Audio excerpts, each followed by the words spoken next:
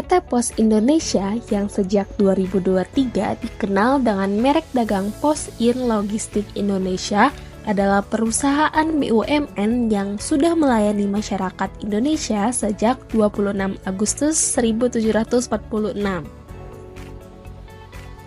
Berkantor pusat di Bandung, Pos Indonesia terus berkembang sebagai penyedia layanan pengiriman dan logistik integrasi, mulai dari pengiriman surat, paket domestik dan internasional, hingga layanan keuangan digital seperti PosPay dan Wesel Pos. Seiring transformasi digital, Pos Indonesia juga menghadirkan aplikasi Pos Aja yang memudahkan masyarakat untuk kirim, lacak, dan atur pengiriman langsung dari rumah. Dengan lebih dari 4.000 kantor pos dan jaringan agen di seluruh Indonesia, termasuk wilayah 3T, Pos Indonesia tetap menjadi pilihan andalan masyarakat. Di video ini, kita akan membahas bagaimana strategi pemasaran Pos Indonesia dijalankan dan bagaimana mereka membangun hubungan dengan konsumennya. Yuk, langsung kita mulai. Nah, sekarang kita masuk ke bagian STP atau segmentasi, targeting, dan positioning. STP ini membantu kita memahami siapa sih target utama Pos Indonesia, khususnya di Bogor, dan bagaimana cara mereka ingin dikenal oleh masyarakat. Yang pertama ada segmentasi. Segmentasi pasar Pos Indonesia di Bogor bisa dilihat dari demografi dan perilaku. Dari segi demografi, pengguna jasa Pos Indonesia sebagian besar berusia sekitar 21-30 tahun, yang menunjukkan bahwa layanan ini lebih banyak digunakan oleh generasi muda. Kalau dilihat dari pekerjaan, mayoritas pengguna adalah wirausaha, khususnya bisnis online, disusul oleh mahasiswa dan karyawan yang juga menggunakan jasa pengiriman untuk keperluan pribadi. Dari sisi perilaku dan gaya hidup, motif penggunaan layanan ini beragam, mulai dari mengirim barang pribadi sampai keperluan usaha. Para pelaku usaha biasanya menggunakan jasa Pos Indonesia secara rutin karena ini bagian dari operasional harian mereka. Selain itu, pengguna di rentang usia ini cenderung akrab dengan teknologi, sehingga mereka lebih menyukai layanan yang cepat, praktis, dan mudah diakses lewat aplikasi atau platform digital. Kedua, ada targeting. Target pasar utama dari Pos Indonesia adalah wirausaha yang menjalankan bisnis online. Kelompok ini rutin menggunakan jasa pengiriman dan butuh layanan yang efisien serta bisa diakses secara digital. Hal ini dianggap menguntungkan karena semakin menyebarnya bisnis online shop di Jawa Barat, khususnya di Bogor.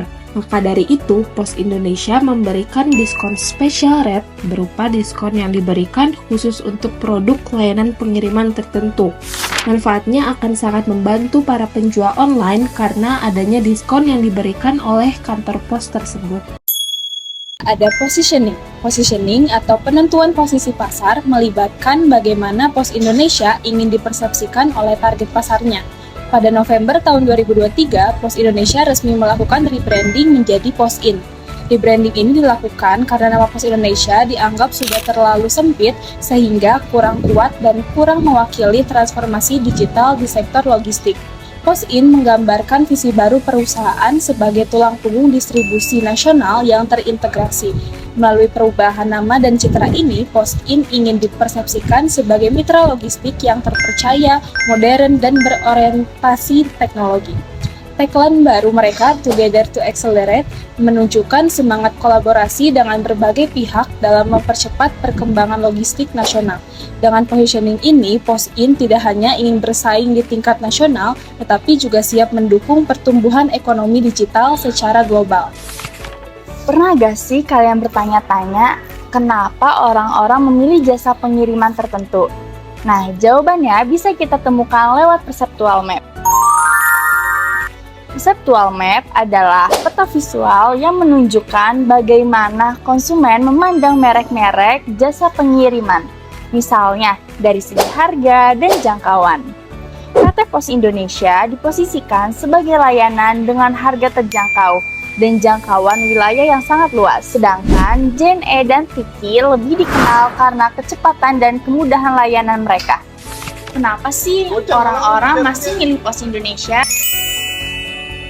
Karena layanan ini memenuhi kebutuhan dasar seperti pengiriman barang yang aman dan tepat waktu. Itu masuk dalam kebutuhan fisiologis dan keamanan menurut Maslow. Tapi nggak cuma itu, banyak juga yang pakai karena sudah percaya dari dulu. Bahkan ada rasa bangga karena ini layanan milik negara. Jadi motivasinya bisa rasional dan emosional. Konsumen kantor pos Indonesia termasuk ke dalam dua gaya hidup utama. Yang pertama ada believers, yaitu konsumen yang loyal, mengutamakan rasa aman dan percaya pada layanan yang sudah dikenal. Mereka memilih kantor pos Indonesia karena lokasi yang mudah dijangkau, informasi yang jelas, dan pelayanannya yang ramah. Meskipun masih ada kekurangan seperti pengiriman yang kadang kurang tepat waktu. Yang kedua ada full pilots, yaitu konsumen yang sudah mapan dan menuntut layanan berkualitas, mudah dilacak serta nyaman.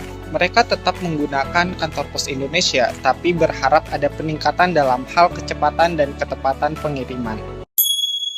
Konsumen kantor pos Indonesia juga sangatlah dipengaruhi oleh kelompok rujukan, seperti keluarga dan teman.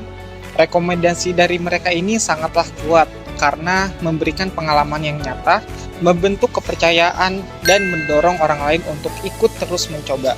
Misalnya, jika teman kita bilang kirim barang lewat kantor pos Indonesia, itu tuh akan lebih cepat dan aman. Nah, kita tuh akan lebih percaya dan akan menggunakannya.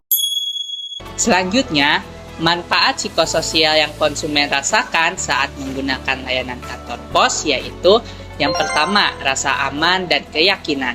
Ketika kantor pos Indonesia memberikan jaminan keamanan dan keandalan, konsumen jadi tidak stres atau cemas karena yakin barang sampai dengan selamat.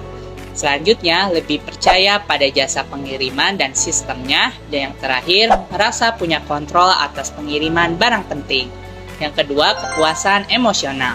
Pelayanan yang cepat, tanggap, dan empati bikin konsumen merasa dihargai karena kebutuhan mereka diperhatikan. Selanjutnya, mendapatkan pengalaman positif dari proses pengiriman.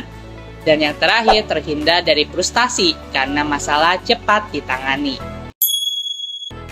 Secara keseluruhan, tingkat kepuasan konsumen terhadap kantor pos Indonesia tergolong tinggi.